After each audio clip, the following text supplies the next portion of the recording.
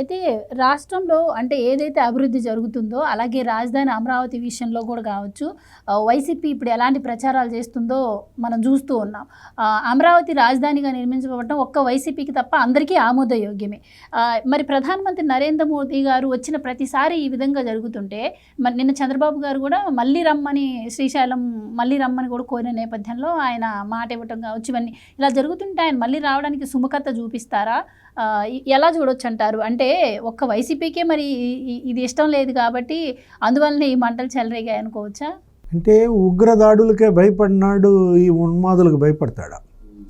వాళ్ళ రేపు శ్రీశైలం సరే, అది తర్వాత రాయలసీమ విజిట్ రేపు 21వ తారీఖు జూన్ విశాఖపట్నం వస్తున్నారు. ఇది ప్రపంచ యోగా దినోత్సవం సందర్భంగా అక్కడ నేను ఇక్కడికి వచ్చి యోగా చేస్తానన్నాడు. దానికి ఏర్పాట్లు కూడా చేయమన్నాడు. అంటే ఇవాళ ఇక్కడ ఇది జరిగింది, రేపు విశాఖలో కూడా మళ్ళీ ఏమైనా చేస్తారా? ఎందుకంటే ఇప్పుడు గన్నవరం విమానాశ్రయం మంటలు, గన్నవరం మాజీ ఎమ్మెల్యే ఎవరు, ఎక్కడున్నాడు? వల్లభనేని వంశీ. ఆ తెలుగుదేశం పార్టీ కూడా ఇలాగే దహనం చేశారు, తగలబెట్టారు. ఏది గన్నవరంలో తెలుగుదేశం పార్టీని తగలబెట్టిన కేసు ఉంది ఆయన పైన. దానిపైన బెయిల్ కోసం వెళ్ళాడు, కోర్టు తిరస్కరించింది. ఆ కంప్లైంట్ ఇచ్చినాడిని కిడ్నాప్ చేశాడు.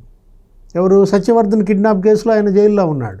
అంటే ఇప్పుడు వంశీ బెయిల్ కోర్టు తిరస్కరించిందని అగ్ని ప్రమాదం సృష్టించారా? దీని వెనక ఎవరి హస్తం ఉంది ఏంటనేది ఈ దర్యాప్తులో కానీ బయటకు రాదు. అట్లాగే ఇది ఎక్కడ ఈ వెంకటపాలెం, ఈ తాళ్ళాయపాలెం, ఈ మంగళగిరి పరిసరాల్లో జరిగిన అగ్ని ప్రమాదం. దీని వెనక మరి మంగళగిరి శాసన సభ్యుడు మాజీ ఎవరు? ఆర్కేనా? ఎక్కడున్నాడు? ఆళ్ళ రామకృష్ణారెడ్డి. ఆళ్ళ రామకృష్ణారెడ్డి హస్తం దీని అనుకుందా? ఇవాళ అందరిలో అనుమానాలు, సందేహాలు. అంటే వైఎస్ఆర్ కాంగ్రెస్ పార్టీ ఇవాళ కేర్ ఆఫ్ అరాచకాలు. వాళ్ళు చేసిన అరాచకాలు అలాంటివి. ఎక్కడ ఏది తగలబెట్టినా వీళ్ళ హస్తం ఉందంటున్నారు. ఎక్కడ ఏది కబ్జా చేసినా వీళ్ళ హస్తం ఉందంటున్నారు. అక్రమ వసూళ్ళు కానీ, వేధింపులు కానీ, బ్లాక్మెయిలింగు, తర్వాత భూ కబ్జాలు, ఇప్పుడు ల్యాండ్ మాఫియా, శాండ్ మాఫియా, లేకపోతే వైన్ మాఫియా, మైన్ మాఫియా. అసలు మాఫియా రాజుగా ఆంధ్రప్రదేశ్ను మార్చారని కదా ప్రధాని మోడీ తిట్టింది. ఇది గనక ప్రమాదం అయితే అది వేరే విషయం. ఇది గనక కావాలని కాలబెట్టింది గనకైతే గన్నవరంలో అయినా, విమానాశ్రయం సమీపంలో, లేకపోతే ఇక్కడ తాళ్ళాయపాలెం, వెంకటపాలెం, ఈ పైపులైనా వాళ్ళేమో కట్టుబడిలో ఉన్నారు.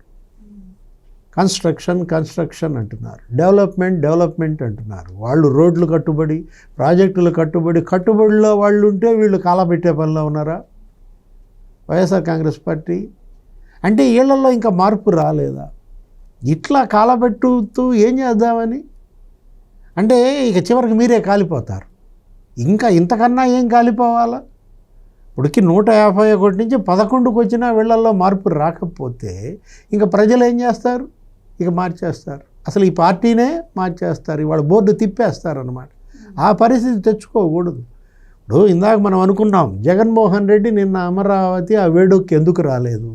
మాజీ ముఖ్యమంత్రిగా జగన్మోహన్ రెడ్డి దానికి గైర్హాజరు. ఇక్కడ ఈ వరుస 2 అగ్ని ప్రమాదాలు, వీటిని సింక్ చేస్తే మనకు కనపడుతోంది అదే. ఆయనే వీటిని రెచ్చగొట్టాడా? ఈ విధమైనటువంటి దుందుడుకు చర్యలకి పాల్పడేలా చేస్తున్నాడా? అసలు గతంలో మనం చూసాం లోకేష్ బాబు, అసలు ఆయన పేరు జగన్మోహన్ రెడ్డి కాదు, కుట్రల మోహన్ రెడ్డి అన్నాడు. అంటే కుట్రలనే ఇవాళ ఈ పార్టీ నమ్ముకుందా? అదేమంటే అంబటి రాంబాబు ఏమంటాడు, అసలు మీరేం చేశారు 2014-19 మధ్య మీరు రాజధానిని అప్పుడు నిర్మించుంటే ఇప్పుడు ఈ పరిస్థితి వచ్చేదా? అప్పుడు కట్టలేని వాళ్ళు ఇప్పుడు కడతారా అని అడుగుతాడు. మీరేం చేశారనేది కదా ప్రశ్న. వాళ్ళు ఏదో కట్టారు, కొన్ని రోడ్లు వేశారు, కొన్ని భవనాలు కట్టారు, కొంత ప్రాజెక్టు కట్టారు. మీరు అవన్నీ తవ్వేశారు, స్టీల్ ఎత్తుకుపోయారు, కంకర ఎత్తుకుపోయారు. మీరు ఇవాళ వాళ్ళని పాయింట్అవుట్ చేసే పరిస్థితిలో లేరన్నమాట. ఏదైనా ప్రభుత్వం మాత్రం అప్రమత్తంగా ఉండాలి. ఇవాళ ఇలాంటి అరాచకాలు ఏం జరుగుతాయనే అప్రమత్తత పాటించడమే కాదు, ప్రజల్లో కూడా ఇది కేవలం ప్రభుత్వ బాధ్యత అనుకోకుండా ఇలాంటి అరాచక శక్తులు, ఈ లంపెన్ గ్యాంగ్స్, ఈ ఉన్మాదులు ఆ ఊళ్ళో, ఆ వార్డులో ఎక్కడన్నా తిరుగుతున్నా వాళ్ళ మూమెంట్స్ గురించి వెంటనే పోలీస్కి తెలియజేయాల్సిన బాధ్యత ప్రతి పౌరుడిపైన ఉంది.